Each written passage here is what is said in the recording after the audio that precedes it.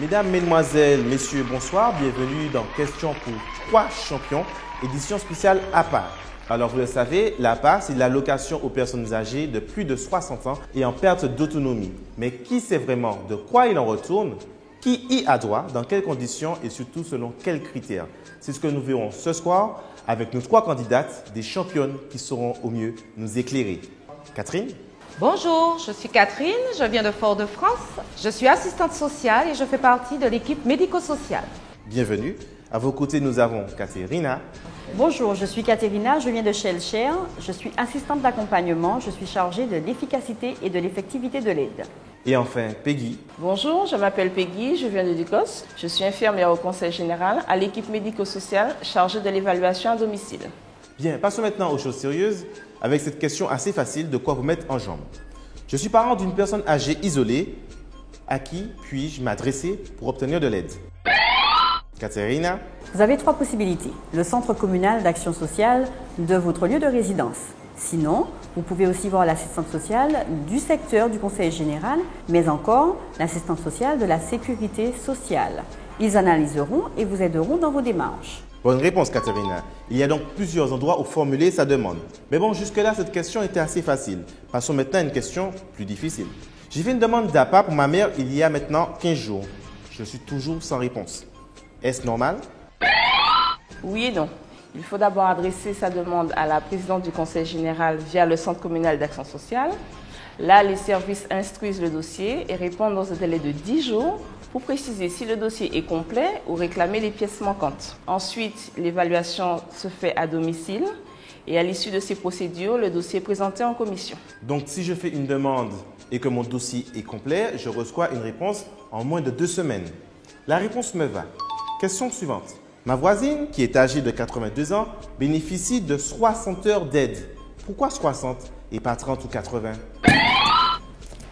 En fait, ce n'est pas un hasard, parce que l'équipe médico-sociale qui passe au domicile de la personne âgée est là pour évaluer son taux de perte d'autonomie. Cette évaluation se fait grâce à une grille de critères nationaux, ce qui permet de déterminer la nature des besoins de la personne âgée et qui permet bien sûr de calculer le nombre d'heures. Cette même équipe médico-sociale, quand elle va à domicile, elle examine les conditions matérielles, sociales et familiales de la personne âgée. Elle peut aussi lui proposer d'autres prestations. Ça peut être la téléassistance, le portage du repas ou les frais d'hygiène. Et ensuite, elle calcule le plan d'aide. Par contre, si la personne âgée ne rentre pas dans les conditions de l'APA, on peut l'orienter vers d'autres services. Si je comprends bien, ce n'est pas la tête du client, mais selon des critères très précis.